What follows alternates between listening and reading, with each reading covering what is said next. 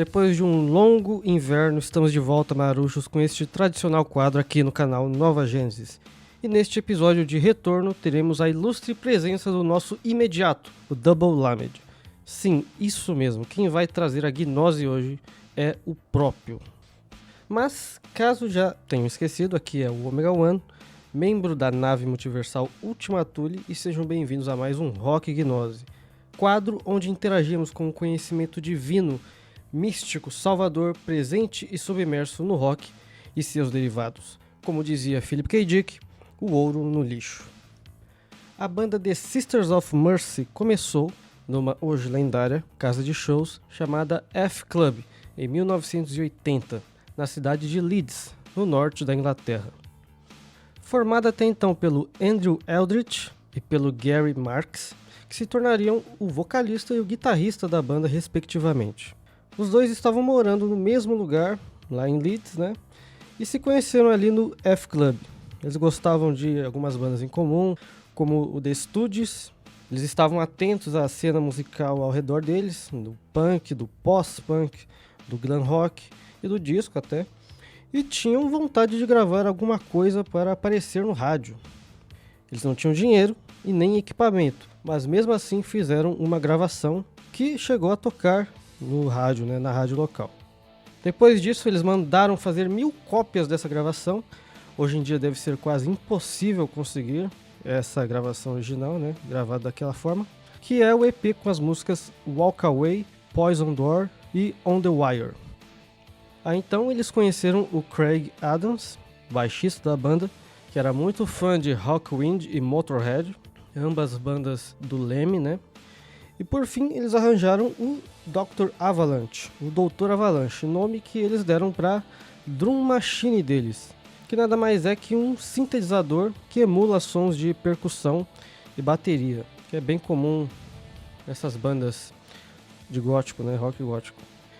Estava assim formada uma das bandas que mais ajudou a definir o que ficou conhecido como o rock gótico, a atmosfera e o formato do post-punk, com a adição de uma sonoridade muito mais densa, sombria e falando de temas relacionados à morte e ao niilismo.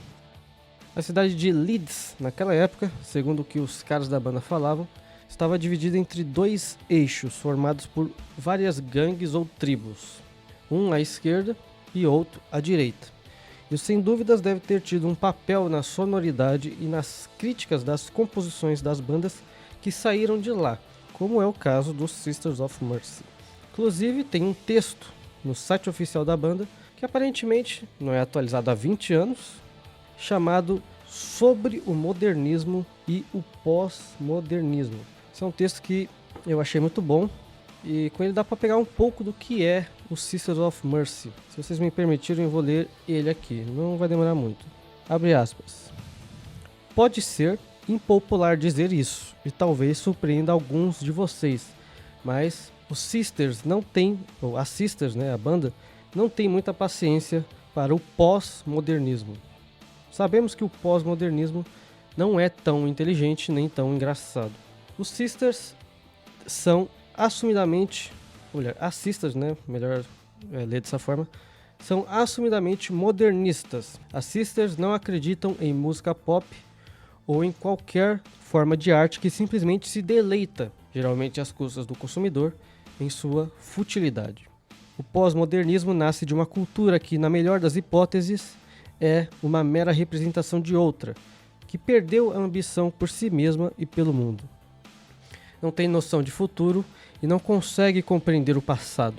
Nasce da ignorância do passado, o que a impede de ter qualquer noção de futuro.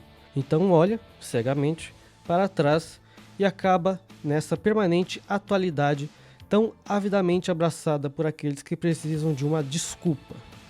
Eles zombarão de qualquer consumidor que se canse da piada e não tem nada além de desprezo por aqueles que são ignorantes demais para entendê-la. O pós-modernismo celebra a falta de crença. As Sisters acreditam. As Sisters não estão acima da ironia. Aliás, nós a empregamos com um prazer singularmente selvagem. Mas a nossa é uma ironia que nasce do amor e do respeito, alusiva em vez de ilusória. E sua ponta afiada, espero, deriva do desejo por coisas, da crença de que essas coisas podem ser alcançadas e de que a luta vale a pena. Ela alude para expressar uma ideia e predominantemente a coisas com as quais a banda pode se importar de uma forma distorcida, mas com as quais se importa muitas vezes com paixão. As premissas da banda são uma celebração do humor, do conhecimento e da verdade por si só, não meramente a celebração de um humor que serve apenas para atenuar a falta de ambição pessoal ou para o mundo. As Sisters se deleitam tanto no negativo quanto no positivo, mas fazem isso porque é ainda mais importante abordar o mundo em que vivemos se quisermos torná-lo melhor. O pós-modernismo disfarça seu terror com uma roupagem barata e o desfila como o melhor que podemos esperar, com um aperto de mão cômico e a frágil desculpa de que a história está morta. As Sisters não aderem a nenhum ismo político discernível, mas a uma visão de mundo que transparece. Esse transparecer não serve para deslumbrar, distrair e divertir, mas sim para iluminar, guiar e divertir. Aqueles que disserem que isso não existe estão, sem dúvida, tentando vender algo de forma muito mais cínica do que qualquer acusação que as Sisters, a banda, já tenham recebido. E os Sisters já foram acusados de muita coisa. O pós-modernismo se encontra em um círculo vicioso de cinismo e decepção. Não tem esperança de romper o círculo. Não admite saber o que existe além dele. Se essa é uma aceitação razoável do fato de que tantos cidadãos desconhecem o passado e não têm perspectiva imediata de um futuro melhor, então as Sisters reservam-se ao direito de serem irracionais e raivosas. De qualquer forma, o pós-modernismo não oferece o tipo de diversão que satisfaz. As Sisters talvez ofereçam. Como já devem ter percebido, as Sisters são animais políticos, e se importar com qualquer coisa é tão cafona. Uma pena. PS, desculpem hippies, mas estamos muito mais preocupados com os direitos humanos e civis do que com a pureza de seu cereal ou a qualidade de seu gramado. Primeiro as coisas mais importantes e sem desculpas. Não foi exatamente uma argumentação sólida, não é? E nós esquecemos de explicar o modernismo ou o futurismo, mas acho que chegaremos lá. Fecha aspas. A banda lançou 3 álbuns de estúdio. Em 1985, o First and Last and Always. Em 1987, o Floodlands. Em 1990, o Vision Thing. Uma das 2 músicas que serão analisadas neste vídeo está presente no Floodlands, álbum de maior sucesso da banda, provavelmente por causa dessa música, a Lucretia My Reflection. Música que sintetiza de maneira magnífica a banda em seu ritmo industrial e no vocal grave e soturno de Andrew, único membro original que continua nas décadas seguintes. Aliás, os Sisters of Mercy é o nome de uma ordem de freiras católicas, as Irmãs da Misericórdia, né? E elas possuem uma sede em Dublin até os dias de hoje. Eu creio que essa relação com o catolicismo certamente vai fazer muito mais sentido neste vídeo em breve. Agora, outra banda que possui uma música com uma Lucretia no seu título é o Megadeth, claro. Que para mim é a melhor banda de thrash metal, pelo menos do Big Four. Eu já falei algumas vezes que o Megadeth é uma das minhas bandas favoritas e eu acho que eles dispensam muita apresentação. Dave Mustaine formou a banda em 1985, após ter sido expulso do Metallica, e tudo que vocês já sabem. Lucretia é a 6ª música do álbum Rust in Peace. Para a maioria é o melhor álbum do Megadeth, quiçá do thrash. Eu concordaria também se o Picels não fosse o meu álbum favorito do Megadeth. Mas a distância entre eles é quase nula para mim. Eu ainda vou fazer um vídeo sobre o Rust in Peace, porque eu acho que tem músicas muito legais para abordar nele. A Lucretia do Megadeth, Lucrécia, além de todos os riffs que essa música tem, para mim ela tem o melhor solo de guitarra do álbum. Lucretia My Reflection do Sisters of Mercy e Lucretia do Megadeth, 2 bandas que não tem muita coisa em comum.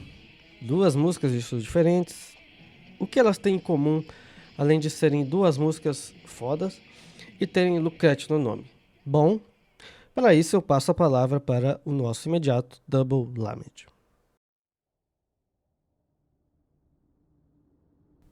E aí, pessoal? Espero que vocês estejam bem e dispostos a uma viagem sincromística. Esse vídeo, ele nasceu numa conversa que eu tive com o Omega One. Enquanto o Rock Gnose foi assim que ele surgiu. Enquanto esse vídeo que vocês estão vendo agora, que é uma participação de ambos. A gente tem algumas ideias assim e fiquem no aguardo que algumas delas em algum momento vão aparecer de colaborações, né, entre dois quadros. Aqui a gente basicamente está fazendo um Rock Gnose com La Medlogia, né? E essa ideia surgiu nessa conversa, mas não exatamente. Ela vem antes. Ela surge fora do mundo da consciência. Ela surge num sonho. E não é normal, não é comum de a gente fazer isso, mas eu abri uma exceção para esse vídeo. Em vez de ir direto para os pontos que são comuns, a música, a letra, a simbologia, eu vou primeiro trazer o sonho que eu tive. Um sonho que eu tive na manhã do dia que eu fui conversar com o Omega One sobre essa música e que levou a eu perceber que eu estava no meio de uma sincronicidade, de um evento sincromístico que não se trata apenas de mim ou dos membros ou da tripulação da nave multiversal Ultima Thule, mas diz respeito a uma coisa bem ampla. Só que eu tô me adiantando. O fato é que, sem dúvida alguma, eu experimentei uma coisa que vocês vão logo entender o que é, porque vocês vão compartilhar dessa experiência comigo, que diz respeito a todo mundo que acompanha esse canal. Diz respeito ao canal, ao projeto em si. Porque estamos diante do eclipse. Vamos lá. Lá estava eu sonhando. Estava tendo um sonho que foi um sonho muito simples, então é muito rápido de eu contar para vocês o que aconteceu. Nesse sonho eu estava num lugar que era muito, muito iluminado. Muito, assim, parede branca, chão branco, de azulejo, muitas lâmpadas, muita luz artificial. E além disso, cheio de gente. Tava muito cheio de gente. Era como se fosse um grande corredor, um corredor largo, como se fosse um corredor de uma escola grande, ou algo assim. Então, iluminado e cheio de gente. Um lugar movimentado, como um período de transição, como um recreio, né? O intervalo da escola, ou o caminho de um metrô, alguma coisa desse tipo. Um meio de alguma coisa, né? Um corredor, o caminho para alguma coisa. Um lugar liminar, porém cheio de pessoas. E então, num instante, sem nenhum ensaio, a luz some, a luz desaparece. Como se a energia tivesse sido cortada, mas isso não surge no sonho, nenhum tipo de explicação a respeito. Simplesmente a luz desaparece. E é importante que não tenha tido um contexto narrativo, porque, ou seja, o sumiço da luz era o ponto. Não como ela some, não importava se alguém cortasse energia, se tivesse dado um tufão que derrubou a energia ou que tenha ficado de noite. Não é esse o ponto. O ponto é que ficou escuro. O ponto seria o próprio escuro. E não só isso. No momento que fica escuro, as pessoas desaparecem. Então, na velocidade que a luz desaparece, também as pessoas desaparecem. E apesar disso, nesse ponto tem uma narrativa. Na minha mente, eu entendo, nesse momento, no sonho, que as pessoas fugiram da ausência de luz, fugiram do escuro. Esse ponto é importante. Vocês vão entender em breve. Então, lá estou eu, num lugar iluminado e cheio de gente. Então fica absolutamente escuro e as pessoas desaparecem. Eu estou naquele corredor largo, que é branco, de parede branca e chão branco, mas agora ele está num breu. Só que eu não estou vendo tudo escuro. Eu tenho uma clareza. Eu vejo no escuro. Então está escuro, mas todo mundo sumiu. Menos eu, que estou ali, naquele corredor, e vejo com clareza. E eu olho para aquele espaço vazio e penso comigo sobre as pessoas fugirem do escuro. Aí eu vou, entro em um outro cômodo, vou num banheiro e tal, e tem uma janela que tá vindo uma luz. É a única fonte de luz que eu percebo. E é uma luz lunar, uma luz azulada, muito gentil. E ao mesmo tempo que tem essa gentileza, que tem essa tranquilidade, eu também penso em coisas de terror, em coisas que poderiam ser amedrontadoras naquela situação. Tudo isso dentro do sonho.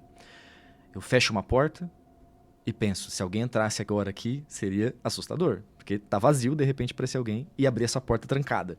Então eu imaginei um cenário de terror. Mas no sonho eu não tinha medo. Eu achava engraçado. Então como se eu tava me sentindo muito bem, no escuro, e achando graça de algo que poderia ser assustador. Então, esse foi o sonho.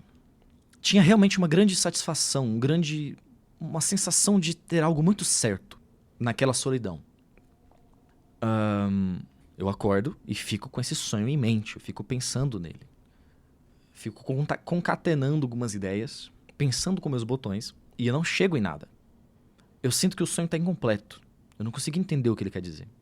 Eu falava, enquanto pensava sobre isso, tem algo a ver com vazio? Tem algo a ver com ausência de algo? Mas não é o que o sonho é vazio. Ele tem algo sobre o vazio, ou sobre onde se vai na solidão, talvez. Não sei. E fiquei lá meditando. Aí eu saí do quarto e fui até uma estante de livros, aqui na nossa sala de estar, na nave multiversal. Como que, por pura intuição, peguei um livro que eu tinha deixado faz meses. Eu tô no meio dele e é um livro sobre tarô. Eu não lembrava que parte que eu tava nesse livro. Eu só fui e peguei ele. Aqui uma observação interessante sobre sonhos. Os sonhos sempre são incompletos.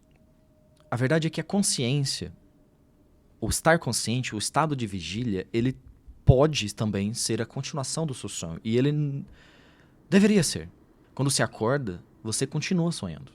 Não o mundo do sonho e o mundo do acordado, ele ainda é como que o mesmo mundo. Só que a gente divide pela razão, a gente divide pela consciência. A gente faz uma divisão categórica, mas ela não resiste realmente. Não na nossa consciência. A gente continua lidando com as coisas com imaginação, com simbologia. Só que acordado a gente não percebe tanto. A gente dá mais, por uma questão funcional, a gente dá mais atenção às coisas do dia a dia. Você acorda, o que eu vou fazer? Eu tenho que comer, eu tenho que trabalhar, eu tenho que ir no banheiro. Mas o meu estado não estava assim. Meu estado estava ainda dentro do sonho. Eu me permiti continuar imaginando. Então eu desço até essa prateleira e vou direto no livro. Eu abro a página que está marcada e é a página sobre o Arcano 9, o Eremita. E eu começo a ler. E aquilo já começa a me deixar impressionado, porque é o arcano que fala sobre a solidão, que fala sobre ir ao escuro. Ele tem uma lanterninha, né? A lanterna que ele tem é a iluminação própria dele, enquanto ele explora a escuridão. A escuridão do quê? Do estar longe da civilização, de um espaço liminar, ou de o isolamento numa montanha, ou a escuridão do interior, do seu próprio interior. As duas coisas. Não tem real divisão sobre isso. Alguém que se isola na montanha se isola para explorar seu interior. E não, né? Geralmente, né? Esse tipo de retiro espiritual tem a ver com isso. Então as coisas começam a clicar. Eu falo, interessante. Eu nem lembrava que eu estava nessa página, que eu tinha parado antes desse capítulo. Eu começo a ler esse capítulo sobre o eremita e falo, caramba, eremita, é verdade. A experiência do sonho tem a ver com o arcano. Mas não acaba aí. Calma que eu vou chegar na música e vocês vão entender tudo. É agora que eu tô chegando na música. Eu tô com essa impressão. Com o sonho, o Arcano 9 e continuo fazendo outras atividades do dia e refletindo. Sempre refletindo sobre o que eu tenho para decifrar, o que está sendo dito para mim. Eu percebo que o sonho ele tinha algo de muito pessoal. Só que ao mesmo tempo eu sabia que essa não era a forma correta de pensar. Se fosse só sobre mim, ele teria menos importância. Mas ele não diz respeito a mim. Ele diz respeito a um momento que outras pessoas também precisam. Não todos, nem todos são capazes. Porque, como no sonho mostrou, as pessoas fogem do escuro. Mas outras pessoas precisaram entender isso. Eu tinha essa sensação de que eu tinha algo para descobrir porque diz respeito não apenas a mim, ainda que a experiência seja pessoal, e vocês vão entender como que é pessoal e ainda não é ao mesmo tempo. Isso vai fazer sentido em breve. Então, tô fazendo outras coisas e coloco pra ouvir a minha playlist de vampirão, né? Várias músicas góticas e tal. Tem uns doom metal. E aí toca Sisters of Mercy, Lucretia, My Reflection. E eu ouvi essa música dezenas de vezes. Pelo menos umas 10 vezes eu tinha ouvido essa música. E eu mal entendi o que estava sendo falado, você sabe, né? Eu tenho uma boa compreensão do inglês, mas ainda assim, ouvindo música, às vezes você não entende o que está sendo falado, né?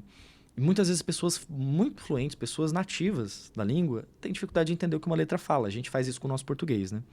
Então, é uma música que eu gostava muito, eu acho o baixo dela maravilhoso, assim, é uma música incrível. Por isso que ela tá na playlist. Ela tem 2 versões na minha playlist. Ela tem uma versão mais synthwave, tá ligado? Não, synthwave, mas enfim. E tem essa versão original. E eu tava ouvindo a original e fazendo outra coisa, mas a música tava batendo na minha mente, as letras e o tom da música com uma clareza muito grande. Eu falei, caramba, eu tô entendendo a letra, eu tô entendendo o que essa música tá me falando, eu tô entendendo algo sobre ela. Eu não sei se é exatamente isso que eles quiseram dizer, mas eu tô pegando alguma coisa aqui. E com uma clareza anormal, que eu não tive ouvindo ela outras vezes. Eu falei, cara, é isso. Essa letra tá falando sobre algo que tem a ver com o eremita, que tem a ver com o meu sonho e que tem a ver com mais coisas. Eu tô numa rota, eu tô numa linha sincromística, sincronicidades acontecendo que conectam-se ao meu sonho e ao momento do canal e a outras coisas. Eu falei, cara, peguei a letra para ler com atenção e tudo foi fazendo mais sentido. Fui falar com o Omega One sobre isso e aí ele sugeriu uma outra música que também se chama Lucretia, que é do Megadeth. Vou chegar nela, mas assim, as coisas se encaixaram de uma maneira impressionante e agora eu vou aprofundar essa reflexão que vem desse fio sincromístico para vocês, tá bom? Sim, eu falei tudo isso só para mostrar para vocês o fio. Mas por que é importante mostrar o fio? Vocês percebem que não só eu tô aqui mostrando o que eu tenho para apresentar, mas eu tô mostrando como eu cheguei e isso meio que dá um método. Então esse é um ponto aqui nesse vídeo. Esse é o primeiro ponto que eu quero trazer. Que nessa linha de acontecimentos, eu posso estar mostrando para vocês o seguinte, que você continua sonhando quando acorda e mostrando uma prática de leitura de sincronicidades. E que é importante seguir o fio. Porque ele traz reflexões e percepções espirituais que são como um norte. Lembrando que, para Jung, o inconsciente e Deus não tem diferença, né? A experiência é a mesma. No sentido de...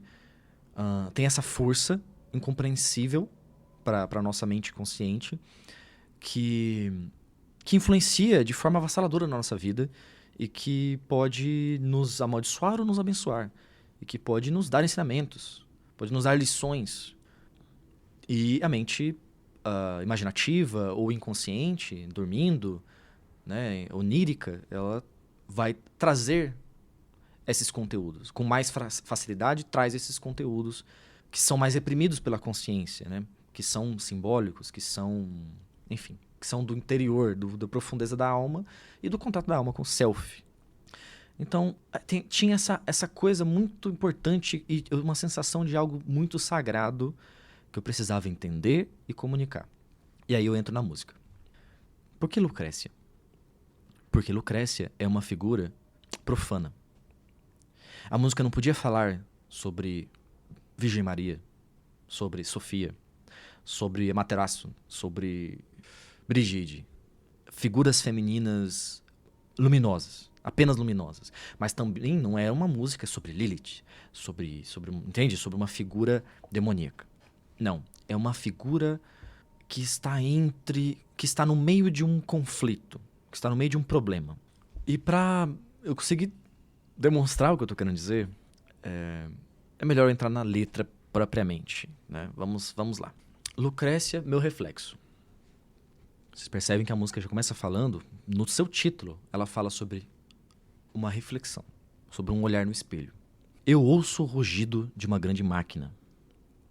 2 mundos e no meio. Towards and in between. Há uma figura que está no meio de algo. E esse algo tem a ver com a máquina, com a grande máquina. Metal incandescente e metedrina. Né? Ou seja, um processo de uma indústria. Né? No próprio clipe da música, o vocalista está ali no meio de máquinas, trabalhando. E aí ele fala, eu ouço o império vir abaixo. eu ouço o Império vir abaixo. I hear Empire down. Eu ouço Império cair. Percebe que pode ser, eu ouço o Império caindo, eu ouço o Império vir abaixo, mas eu também posso estar ouvindo um grito, um clamor. I hear Empire down. Essas interpretações podem gerar imagens diferentes. Né? E eu acho que, pelo menos quando eu escrevo poesia, é assim. Eu gosto de propositalmente deixar 2 imagens ou 3 imagens possíveis que não se anulam, que acrescentam. Ok. Eu ouço o rugido de uma grande máquina, 2 mundos e o entre, né? E o in between. Amor perdido, vontade queimada. Não é o que está no original. Tô lendo uma tradução aqui no Vagalume, tá? Love lost, fire at will. O amor perdido, ok. Fire at will tem a ver com um verso seguinte, que fala de tiros. Fire at will pode ser atire à vontade. Pode ser um comando do exército, por exemplo. Atire à vontade. Dun bullets and shoot to kill, I hear. I hear no verso seguinte. Mas ele fala, tiros pra matar. Né? Ou uma ordem, atire pra matar. Mas provavelmente aqui ele tá falando de tiros pra matar. E aí ele segue. I hear dive bombers. Eu ouço bombardeiros de mergulho. Né? Aqueles que chegam atirando, soltando um monte de bomba. Né? E aí ele fala, eu ouço o Império caindo. Então ele primeiro, lá atrás, máquina, indústria. Agora, tiros, uma guerra. E ao mesmo tempo, um amor perdido. Então ele tá falando de um estado de crise. Que envolve a indústria. Que envolve o coração partido. E que envolve a guerra. E que envolve algo na guerra e nessas coisas faz ele ouvir. Nesse caso aqui ele nem falou eu ouço Empire Down. Ele fala I hear dive bombers and the Empire Down. Eu ouço os bombardeiros e o Império abaixo. Então há um processo acontecendo que é a queda do Império. Se vocês acompanham esse canal há mais tempo ou o canal Aleph Hofer, vocês já estão pegando a referência a Philip K. Dick aqui. Sim, essa referência, que obviamente eu não acho que foi feita propositalmente, uma referência ao Philip K. Dick, mas o símbolo é o mesmo. Exatamente o mesmo símbolo do que fala o Philip K. Dick. O Império Romano como esse grande arquétipo da estrutura aprisionadora do mundo e opressiva. Então há essa grande estrutura que está vindo abaixo. E ela está vindo abaixo através desses eventos, através da sua própria crise. E aí, a continuação reforça essa interpretação e aponta para uma coisa muito interessante. Ele fala, eu ouço os filhos da cidade e os banidos. Ou aqui no inglês, I hear the sons of the city and dispossessed. Então não é só os banidos. Dispossessed, despossuídos. Aqueles sem posses, aqueles sem nada. Tem um vídeo do Felipe Boni, olha, eu vou recomendar um comunista para vocês. Aí, not beating the allegations, né? O Felipe Boni tem um vídeo lá sobre gótico que ele fala assim, gótico nasceu pobre. Tem a ver com isso. Tem a ver exatamente com isso. Com as pessoas que estão à margem da sociedade. Do que diz respeito a nós, né? O nerd, o otaku, o gótico de verdade, né? Não o gótico de Instagram. Não a coisa bonitinha que virou moda agora, né? Inclusive, fazer o quê? Gótico é tão legal, é tão bom que a indústria quer devorar, né? Mas continuando. Ele fala, eu ouço os filhos da cidade e os banidos, os despossuídos, dispossessed. E aí ele fala, get down, get undressed. Get pretty, but you and me, we got the kingdom. Tem uma coisa que dispa-se, né? Fique nu, que é uma coisa bem... Eu acredito que é num sentido erótico, né? Então, vamos curtir, né? Um negócio meio assim. Fique bela, considerando que a música fala Lucrécia é meu reflexo, como se estivesse falando para Lucrécia. Então, fique bela, provavelmente. Né? Como se ele falasse para a amada. Mas eu e você temos o reino. We got the kingdom. We got the key. Nós temos a chave. We got the empire. Nós temos o império assim como antes. Nós não duvidamos. We don't doubt. We don't take directions. Nós não tomamos rumo. Tá errada a tradução. Nós não recebemos direções. Não recebemos ordens. E aí ele fala, Lucrécia, my reflection. Dance the ghost with me. Dance o fantasma. Né? Então tem uma imagem... Beleza, vamos lá. Tem uma imagem etérea com a qual ele está conversando. Essa imagem tem a ver com reflexo. E essa imagem, essa figura que é uma pessoa com quem ele conversa, ele tem uma relação erótica. E ao mesmo tempo, por que a figura é a Lucrétia? Porque é uma relação que é profana. Assim como a Lucrétia na história mesmo da Lucrécia Borgia, ela é amante do irmão e tal, e tem várias polêmicas a respeito disso. Então é essa atração que tem algo de errado. Não é isso que é esperado na sociedade, entende? Então tem o símbolo dessa figura incestuosa é importante para entender o que é esse reflexo. O que é isso que se olha no espelho? Por que isso é sombrio, ou profano, ou pecaminoso? E ainda assim, é aquilo com quem ele se enamora quando o império cai. Mas, que tem o império, que tem as chaves quando o império cai. Que detém as chaves, que dança ele e esse fantasma, sem seguir ordens de ninguém, sem mais ser mandados pelo império, percebe? Tem uma libertação da opressão, de uma opressão arquetípica. Porque aqui o império, supostamente acabou, o Império Romano. Mas, como diz Philip K. Dick, o império nunca terminou. Então ele está falando desse império que permanece. E que agora termina, percebe? E agora termina. E não só ele sobrevive por estar em conversação com a figura do espelho, com esse reflexo, como ele talvez o que causa, e aí que sou eu inferindo coisas, talvez o que causa o fim desse império é essa relação. Agora, interrompendo por um momento o fluxo de pensamentos aqui, porque editando esse vídeo, eu percebi que eu esqueci de um ponto essencial. O Ômega falou no começo desse vídeo que Sisters of Mercy é uma ordem de freiras católicas também, né? E que logo a ligação da música Lucretia My Reflection com o catolicismo ficaria mais clara. Pois bem, a ligação é num sentido inverso e tem a ver com o gnosticismo. Não acreditamos aqui que o tal combate ao gnosticismo seja realmente algo essencial ao cristianismo ou ao catolicismo, na sua origem. E para isso eu recomendo inclusive o vídeo refutando a Kaikaiju aqui, gravado pelo Capitão.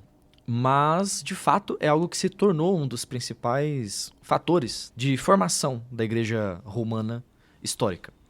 Nesse sentido, diante dessa oposição que surgiu, o catolicismo, o gnosticismo, então a ligação da música e do que eu estou falando aqui é de oposição à doutrina católica vigente. E para explicar isso, eu vou chamar um padre conhecido. Tem um vídeo do padre Paulo Ricardo aqui no YouTube em que ele fala sobre gnósticos no meio católico, respondendo uma pergunta lá. E que todos nós, olha só que interessante, todos nós temos uma tentação gnóstica.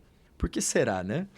Mais do que isso, que devemos então permitir que Deus crucifique esse espírito da gnose em nós. Aqui parafraseando o que ele falou. O meu ponto nesse vídeo todo é que essa Lucrétia interior, essa mulher sedutora que nos leva a uma posição blasfema, é justamente esse espírito de gnose que o padre Paulo Ricardo está se referindo. Então, basicamente, o que eu estou apresentando a vocês é uma ação interior que é exatamente o contrário do que o padre aconselha. Eu estou falando que, em vez de crucificar essa ideia, eu devo ser seduzido por ela. E claro, eu não estou dizendo que o padre está errado. Ele está correto em diversos pontos desse vídeo e corretíssimo em aconselhar a comunidade católica a expurgar esse espírito, digamos assim. Ele é, sim, perigoso. E eu seria irresponsável de dizer o contrário. Mas eu também acredito que há pessoas como eu e os membros do Nova Gênesis que estamos dispostos a arriscar tudo por essa gnose. E, se possível, trazer os frutos dessa jornada para quem quer trilhar a mesma jornada ou para quem não pode fazer o mesmo. Entre esse gótico, sombrio e gnóstico do nosso lado e o caminho da submissão da religião, como o catolicismo prega e o Islã, você tem duas para-verdades interessantes para contrastar e para assimilar, segundo a sabedoria. Esse foi praticamente um Lamed do futuro. Agora, de volta à linha de raciocínio original do vídeo. Falou. Mas vamos seguir. You look hard to see for real. Such things I hear, they don't make sense. Então, nós olhamos com atenção, atentamente, com força. Olhamos através das coisas para ver a verdade, para ver de verdade. See for real. Ou ver a realidade. Percebe? Tem uma busca gnóstica de ver o que as coisas são. E aí eu ouço coisas, das coisas que eu ouço, elas não fazem sentido. They don't make sense. Então, eu tô procurando entender a realidade. Porque o que eu tô ouvindo, o que me apresentam, não tem substância, não é verdadeiro. I don't see much evidence. I don't feel. Então, eu não tô vendo evidência do que me dizem. A realidade que se apresenta não se confirma, de fato, quando você olha atentamente. É um sentimento gnóstico. A música é abertamente gnóstica. E ele volta para aquele refrão. Eu ouço o rugido de uma grande máquina. 2 mundos and in between, e no meio. Vale aqui lembrar, eu não sei se já foi falado em vídeo, se não for, vai ser falado sobre um conceito between e betwixt, que aparece na árvore da vida do Zack Snyder. Então, essa coisa que faz parte do refrão de 2 mundos e estar no meio, tem a ver com isso também. Com essa transição, e tem a ver com uma que eu já vou falar. Com uma coisa que eu já vou falar. Enfim, é o refrão novamente, o primeiro refrão. E ele volta pra We got the Empire, nós temos o Império. Assim como antes, não duvidamos. We don't take reflection. Lucretia, my direction. Então ele faz uma brincadeira, ele troca Lucretia, my reflection, Lucretia, meu reflexo. Faz uma troca, né? Um swap aqui. E aí, Lucrécia, minha direção. Então, ó, nós não tomamos direção lá atrás, e agora ele inverte. Lucrécia, minha direção. Eu não tomo direção porque eu tenho uma direção, entende? Eu não tomo porque eu já tenho. E é esse fantasma com quem ele dança, é esse fantasma com quem ele se enamora, com quem ele deita-se nu. Então, eu sei que eu me esmiucei aqui a letra e ainda assim não falei tudo que eu queria falar. Então vamos seguir uma análise geral dessa letra. Estamos falando de exatamente, só que em uma outra expressão, a explicação do porquê, a explicação de por que eu estava tendo uma linha de sincronicidades que me apontavam para o escuro, a solidão e aquilo que as outras pessoas têm medo, e sobre ter algo muito certo na posição que eu estava, no sonho ou na minha intuição de ler sobre o eremita, sobre o isolamento, o explorar o seu próprio interior, ou explorar o escuro, ir aonde outras pessoas não são capazes, por ter medo, por não poderem, enfim, por diversos motivos. E o eremita ser aquele que faz isso, aquele que percorre esse caminho, tudo se conecta, é colado perfeitamente com essa letra que fala de uma Lucrécia, que é o reflexo. De uma Lucrécia, ou seja, dessa figura, o símbolo de uma mulher que é extremamente bela, extremamente atraente, mas que ao mesmo tempo é uma figura polêmica. Então tem algo de, entre aspas, profano. Algo que sai do que é o imediatamente percebido como correto, segundo as religiões, a moral comum, o que é esperado de você. Há algo no seu reflexo, no seu interior, que é uma tentação. Mas é também isso que é a semente do fim do império. O império sendo o império de Philip K. Dick, sendo o império da indústria e da guerra, da máquina fria, da engrenagem sempre girando que não se importa com o que você é, ou como aparece na música, os banidos, os filhos da cidade. Então, eu ouço os filhos da cidade e os dispossessed. Então, esses que estão para fora, no mesma parte da música, esses que estão para fora do centro e do poder, agora ele fala, we got the kingdom, we got the key. Há uma inversão que acontece. Uma obtenção de poder, ou uma reobtenção de poder, um retorno. Há uma ambiguidade na figura ser a Lucrécia, porque, por exemplo, o Rodrigo Borgia, na história da Lucrécia, ele quer o poder de Roma, ele quer ser o mais poderoso de Roma. O pai dele é o próprio Papa. E ele começa a tomar decisões, inclusive, em contrário ao pai dele, o Papa, numa sede de poder, numa ambição insana, numa ambição gigantesca, monstruosa. E uma ambição que vai até mesmo ao fato de que ele quer uma coisa que é errada. Ele quer a irmã, né, que é a Lucrécia. Essa ambição aqui, ela é colocada numa outra posição. Então você percebe que são elementos simbólicos que trazem a figura, o eu lírico, como que falando com essa Lucrécia. Detalhe, a música, ela é cantada por uma voz masculina e ela é escrita por um homem. Mas há duas aplicações pro eu lírico aqui. Ela pode ser um homem falando para essa figura, para essa ânima, para essa parte, essa ânima oculta, que está num lugar escuro, que está nesse lugar abominável para a sociedade geral. Ou seja, essa figura da Lucrécia, que é polêmica, que é uma tentação que causa a decadência do império.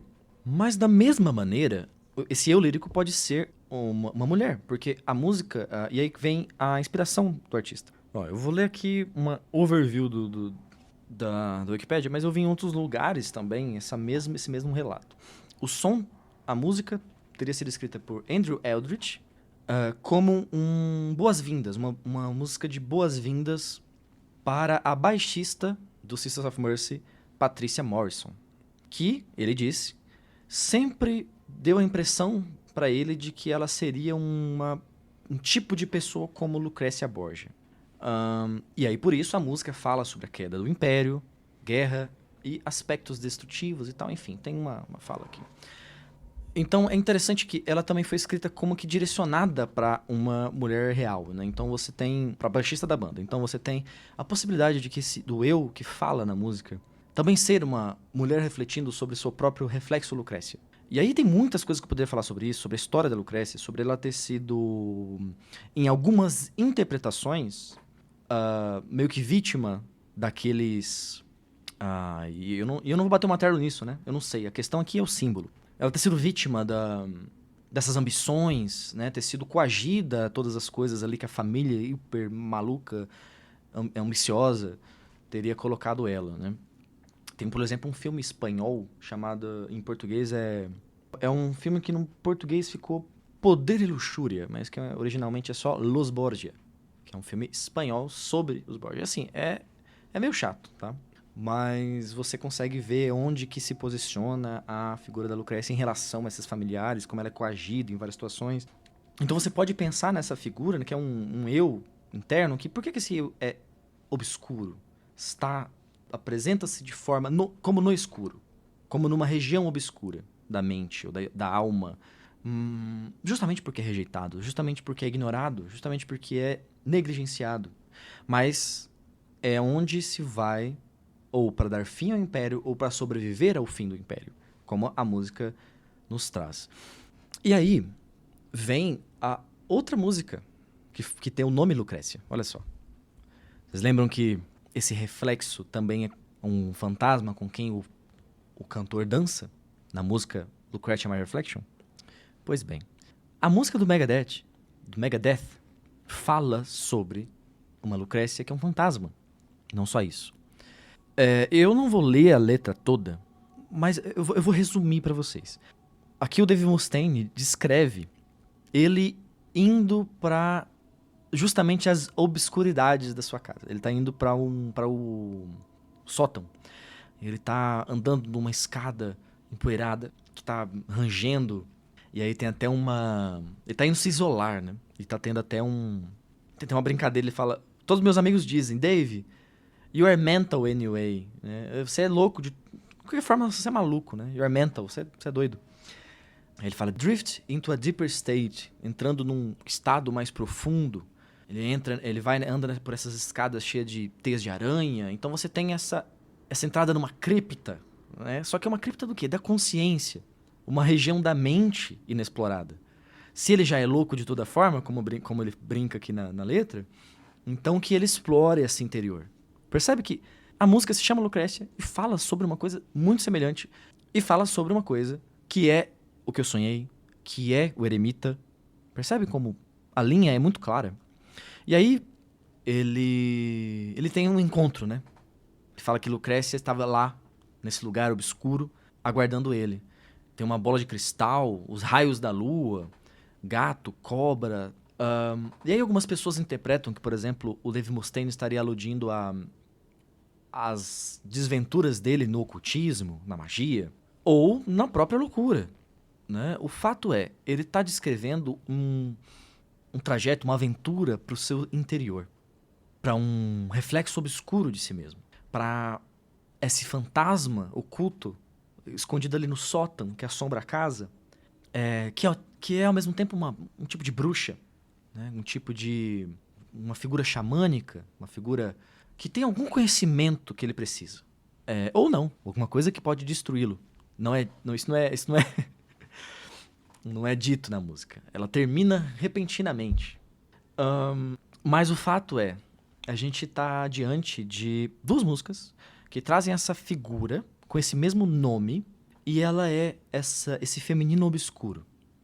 Essa mulher na sombra, essa mulher que tem poderes de bruxa, ou que tem um poder de sedução, no caso da Lucrécia dos Borgia, né? Que era muito bonita, que deixava os caras tudo muito louco. E que é uma sedução que no momento certo, no momento em que você precisa explorar seu interior mais profundo, apesar disso ser louco, apesar disso ser percebido como negativo, talvez seja aquilo que você precisa fazer. Talvez seja o lugar onde você precisa, o sótão onde você precisa entrar e vasculhar. A figura no espelho com a qual você deve se enamorar para sobreviver ao fim do império, como para sobreviver às ruínas, a um lugar ou a um estado de decadência. Se vocês estão a par das notícias meteorológicas e etc., vocês estão vendo que o nosso mundo nesse momento tá como que, eu não diria como que, na verdade, de fato, a gente está num momento apocalíptico. Então, I Hear Empire Down. Né? Talvez esse seja o momento que a gente está ouvindo rachaduras surgindo nas paredes dessa grande máquina. Essa grande máquina que é aquilo que mantém as coisas como estão. E existe aquilo que sobrevive, aquilo que é possível sobreviver diante dessas crises. Aquilo que, na verdade, talvez seja o que causa o ruir completo daquilo que é falso, daquilo que é opressor. Então, a banda, Sisters of Mercy, Megadeth também, são bandas que trazem muito esse espírito de revolta, de luta. Mas não qualquer luta, né? Resistência, sobrevivência diante um tempo sombrio, diante uma era das trevas. E numa era das trevas, você precisa ter luz interior, precisa ter resiliência, mas também você precisa vestir a caráter, né? Então você tem essa entrada voluntária nas sombras. Porque quando você entra nos seus termos entrando nas sombras, para descobrir o que há ali, que outras pessoas não são capazes de fazer. Que outras pessoas fogem quando as luzes se apagam. Mas você não. Você se torna gótico, entendeu? E a própria banda, como eu estava falando, tem como filosofia, como vocês viram aí, Omega One trazer pra gente, ela tem uma posição muito clara de sobrevivência num tempo que, inclusive, é entre o moderno e o pós, né? Curiosamente, é como que uma percepção do que é eterno, do que é essencial, né? E não deixar isso se esvair, isso escorrer pelas mãos. Eu acredito que toda essa reflexão, toda essa linha simbólica nos traz para esse momento. É algo importante em qualquer momento. É algo que vai aparecer no caminho de todo mundo. A escolha de explorar essa profundeza, de olhar no espelho e encontrar essa Sofia negligenciada, essa ânima. Mas, ao mesmo tempo, apesar de ser eterna, sempre importante e parte de qualquer caminho, esse é o momento de falar sobre isso. Esse é o momento que veio para a gente aqui para que isso fosse falado. Para que isso fosse falado agora, para você que está ouvindo nesse momento. É isso que eu quis dizer quando eu falei lá no começo, que eu sinto que o sonho foi pessoal, tem a ver com a minha jornada, e ao mesmo tempo não é. Ao mesmo tempo é algo que eu preciso compartilhar. Porque tem a ver com a de todos nós. E talvez o escuro não seja tão solitário assim, não seja uma meditação tão solitária assim, se todo mundo entrar nele voluntariamente, em conjunto, em vez de fugir quando a luz apaga. Eu espero que eu tenha conseguido deixar claro, né? Obviamente, isso aqui não teve roteiro. Eu apenas fui guiado pelo esqueleto do que eu tô falando, né? Porque, pra mim, a imagem mental de tudo isso que eu tô falando, o desenho que isso forma, a relação de uma coisa com a outra, ela é muito clara e ela é quase que uma coisa só. É quase que uma percepção só. Mas reproduzir isso, obviamente, é um desafio. Seja com roteiro ou não. Então eu espero que eu tenha conseguido passar. Espero que eu tenha conseguido deixar ser absolutamente claro. E que você entenda que o elemento polêmico da bruxa no escuro, com gato, cobra, ou do lugar onde ninguém deveria estar, né? De onde as pessoas se afastam, ou da Lucrécia, da Lucrécia Borgia, a figura polêmica, incestuosa. Esse lugar não é para todo mundo.